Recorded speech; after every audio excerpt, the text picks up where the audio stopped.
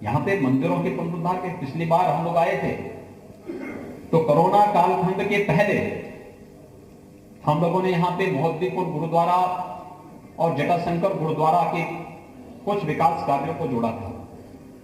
हम लोगों ने यहां पे कुछ मंदिरों के कार्यक्रमों को, सूरज कुंड का मंदिर है, मानसरोवर का मंदिर है, या फिर दुग्धेश्वरनाथ मंदिर है, मुक्तेश्वरनाथ मंदिर है, इन सभी मंदिरों के पुनरुद्धार के कार्य को, सुंदरीकरण के कार्य को लिया था।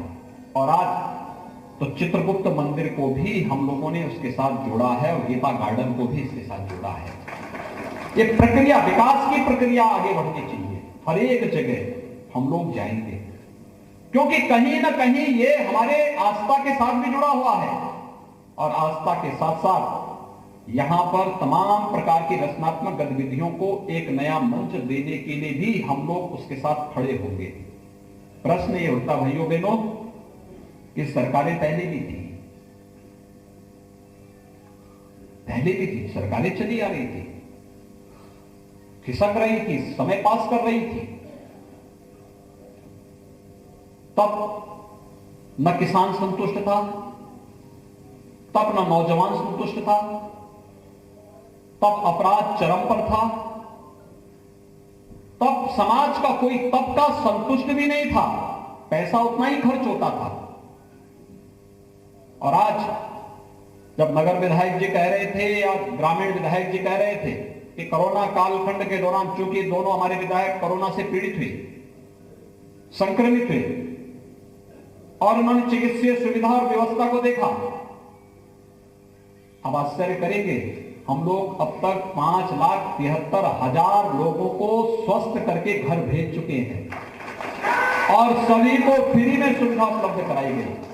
ऐसा नहीं कि कोई एक विधायक, एक सांसद या कोई पदाधिकारी अगर है तो वह उसको हम कोई अलग सुविधा दे रहे हो, एक सामान्य नागरिक को अलग नहीं।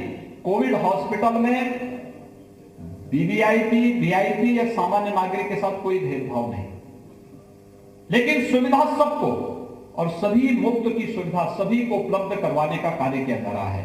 जिस तत्परता के साथ कोरोना वॉरियर्स ने, हमारे स्वच्छता कर्मियों ने, प्रशासनिक तंत्र ने, पुलिस कर्मियों ने, समाज के अलग अलग क्षेत्र में कार्य करने वाले लोगों ने, स्वयंसेवी संगठनों ने, मीडिया ने, अलग अलग तबके ने जिस स्फूर्ति के साथ काम किया, आपदा प्रबंधन का एक अद्भुत उदाहरण है जो प्रधानमंत्री मोदी जी के नेतृत्व में पूरे देश ने किया है।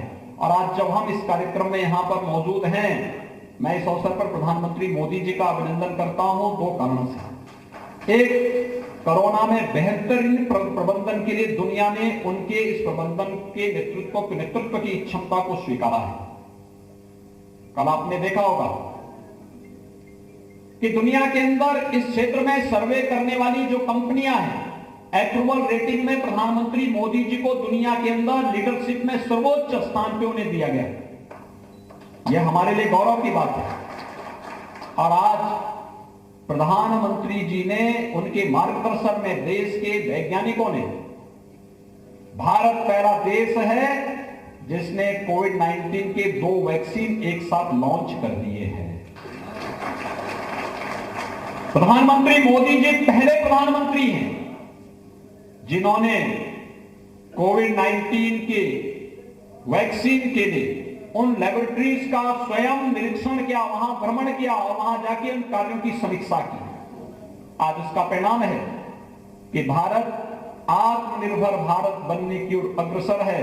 और दुनिया के अंदर जिस भारत के बारे में कहा जाता था कि दुनिया के अंदर जब कोई टेक्नोलॉजी आती है तो जब वो वहां समाप्त होती है तब उसको अपनाते हैं, लेकिन आज भारत ने दुनिया के सामने साबित कर दिया, दुनिया के अंदर एक वैक्सीन आई है और भारत एक साथ 2 वैक्सीन प्रधानमंत्री मोदी जी के मार्गदर्शन में लॉन्च कर रहा है। मैं इसके लिए प्रधानमंत्री मोदी जी का अभिनंदन करता हूं, देशवासियों को बधाई देता हूं और अपने देश के उन सभी वैज्ञानिकों का जिन्होंने इस क्षेत्र में व्यापक शोध करके और समय से इस वैक्सीन को उपलब्ध कराने में अपना योगदान दिया है, उन सबका हृदय से अभिनंदन करते हुए उनके इस पूरे अभियान के प्रति मैं प्रदेशवासियों की ओर से अपनी शुभकामनाएं भी उपलब्ध उन्हें देता हूं।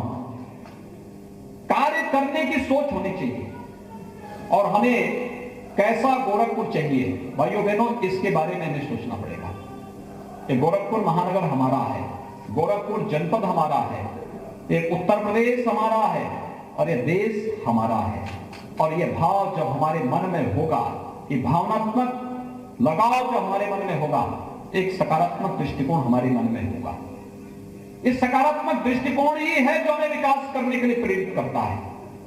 और ये मांगने की बात नहीं, बाढ़ के लिए या आयुष विश्वविद्यालय के लिए या एम्स के लिए या फर्टिलाइजर के लिए या सड़कों की चौड़ीकरण के कार्य को आगे बढ़ाने के लिए या 4 लाख नौजवानों को अब तक सरकारी नौकरी हम देने में सफल हुए हैं। और आने वाले समय में काफी बड़ी मात्रा में नौजवानों के लिए सरकारी नौकरी के साथ साथ निजी क्षेत्र में भी नौकरी और रोजगार की ढेर सारी संभावनाओं को आगे लेकर के जो हम चल रहे हैं, ये एक प्रयास का परिणाम है, ये प्रयास का परिणाम है।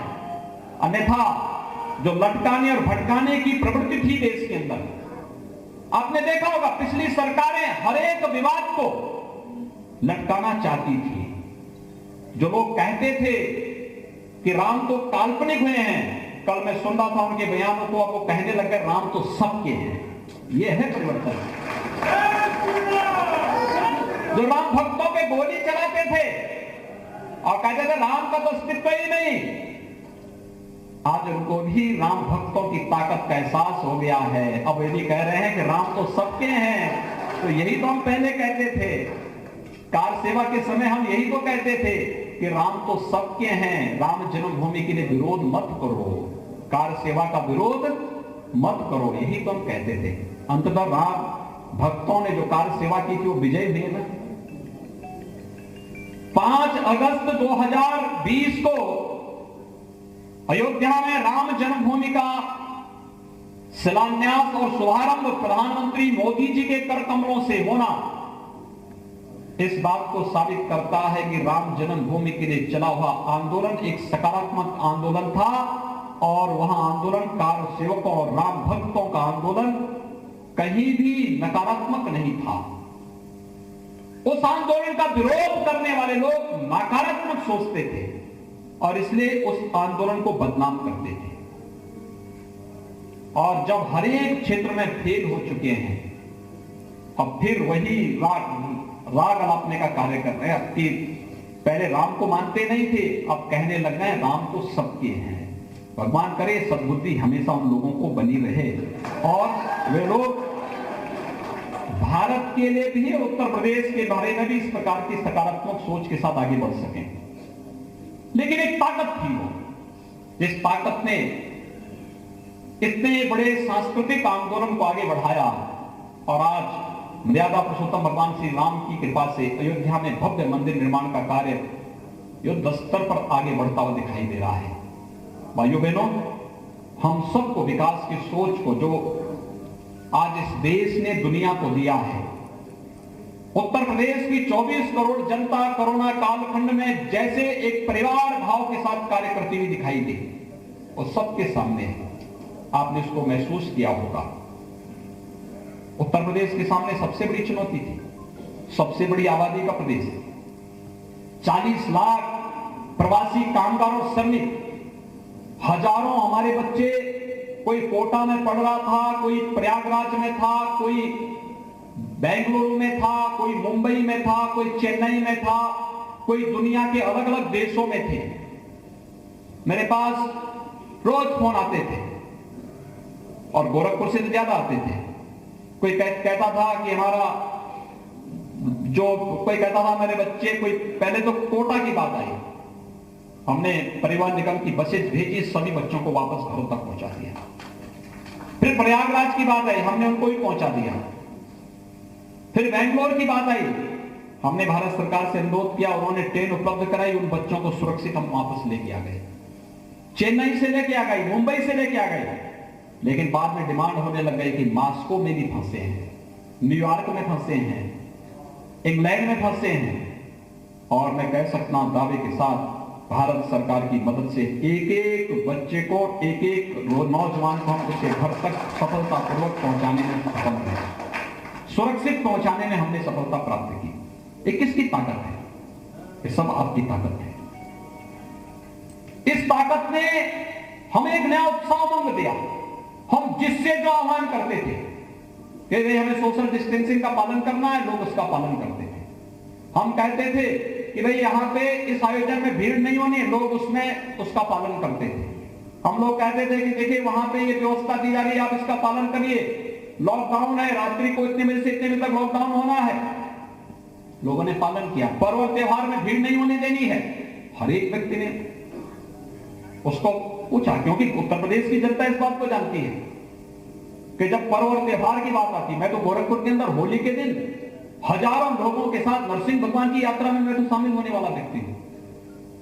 पर्व और त्योहार के प्रति, क्योंकि पर्व और त्योहार हमारी आस्था के प्रतीक है, लेकिन जहां पे एक एक जान कीमती हो, वहां पर कुछ देर के लिए आस्था को हम विराम दे सकते हैं, लेकिन किसी की जान के साथ खिलवाड़ नहीं कर सकते। और इसीलिए हम लोगों को बार बार आह्वान करना पड़ा। लोग मानते गए और फिर बाजार को हम धीरे धीरे खोलते गए।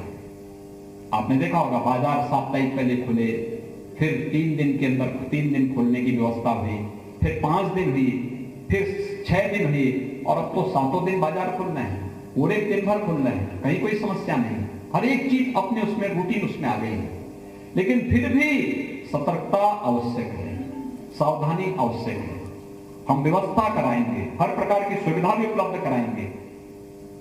आने वाले समय में गोरखपुर और पूर्वांचल वासियों को एम्स मिलने जा रहा है। एम्स अपने आप में एक उपलब्धि होती है। 1990 में बंद हो चुके फर्टिलाइजर कारखाने को फिर से एक नए स्वरूप में हम लोग लेके आ रहे हैं। गोरखपुर के विकास का एक नया प्रतीक बनने जा रहा है।